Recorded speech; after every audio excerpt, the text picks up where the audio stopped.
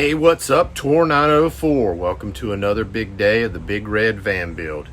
Today's going to be kind of a short video, but it's something that I've kind of been putting off because I wasn't exactly sure how I was going to handle the wheel wells, the rear wheel wells of the van that's in the back in the garage. I found a product that I'm happy with. I went ahead and ordered it, finally got it in here yesterday. So I'm going to knock both the wheel wells out today, and let's go talk about it. So let me switch this camera around and I'll show you what we've got. So here are my rear wheel wells. As you can see, I've already got them matted for sound protection. We did that, one of the first days. I've got the wall back in over here on the side in, and I ended up coating that with truck bed liner because it's going to be in the garage and it's got some some durability to it.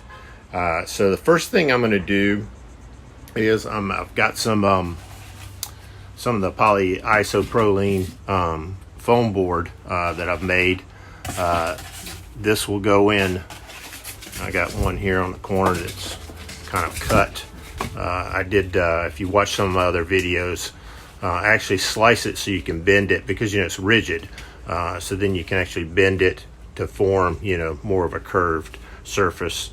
And then I've got another small piece that'll go here, and then I'll fill all the gaps in with spray foam. But the product that I've got that I'm actually pretty happy with, let's take a look at that. Okay guys, so this is the product that I'm using on my wheel wells. It's called Legend. I'll put a link in the description. They make it for the ProMaster. They also make it for the Transit, and I believe they make it for the Sprinter as well. But it's nice. It's kind of a hard plastic. Should be very durable. And then if you flip it over, they've actually got some like sound deadener, and it's actually a little bit of cushion there to it. So it's got some insulation as well.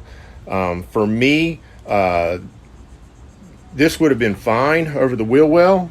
But when I placed it over there to see how it fit, I had some extra room. So I'm going to put some more insulation in there because the wheel well, the metal in this wheel well is pretty thin, and that heat can get trapped up underneath there in the summertime. And if you don't have any kind of insulation, that heat's just going to transfer over into the inside of the van. And the same thing with the winter.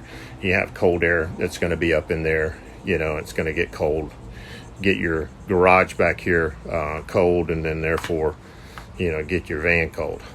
So I'm going to put the insulation in, and then this thing basically just fits right over top of it, and as you can see, it gives a really nice finished look.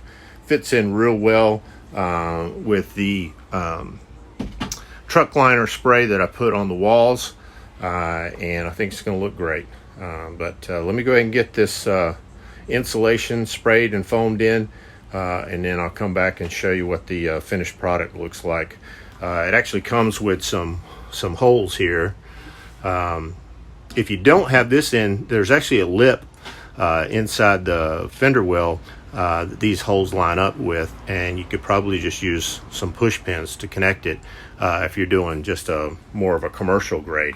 But for a more finished look, I'll come back with a washer and some screws and actually screw and apply this, tap it down so it's nice and firm. But anyways, get back to you on the next step.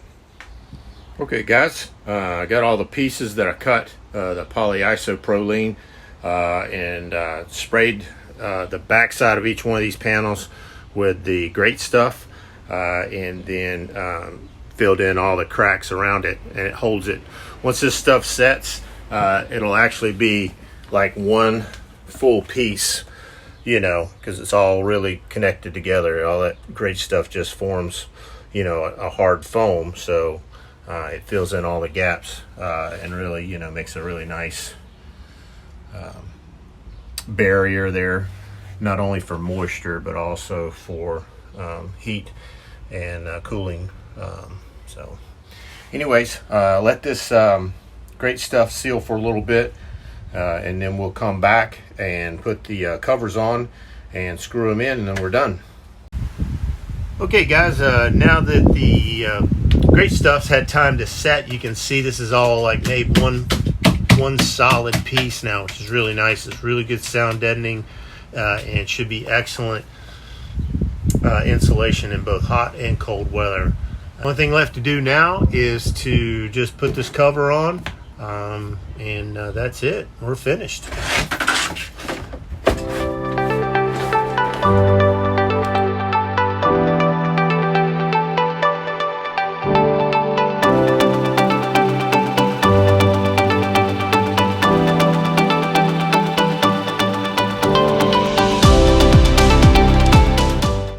Okay guys, well listen, thanks for watching. If you were wondering what you were going to do like I was with my fender wells, because I wanted to have them finished, I wanted to have them insulated, you know, and I played around with, you know, trying to make some wood and this and that, but it's such a weird shape. So when I saw these, I thought, man, that'll be pretty easy. And you know, honestly, it really wasn't that expensive. I think it was like 80 bucks a piece, like 160 bucks for the set, which sounds kind of crazy maybe, but last time I was at Home Depot, I spent $160 on 2 sheets of plywood too. So in the grand scheme of things, maybe it's not as expensive, you know, for this plastic piece as it would have been, you know, to have covered it in all wood. But I'm really happy the way it looks. Came out really nice, and I think it looks great in the garage. And if you're looking to do something like this in yours, I'll put a link in the description. Thanks for watching. Thanks for subscribing, and hit the bell there if you're a subscriber. It'll notify you whenever we get some new videos up. But anyways, thanks again for watching and all the comments. And if you have any questions, by all means, throw it in the comment section, and I'll try to get back to you as soon as possible. But anyways, hey, have a good afternoon. We'll see you again.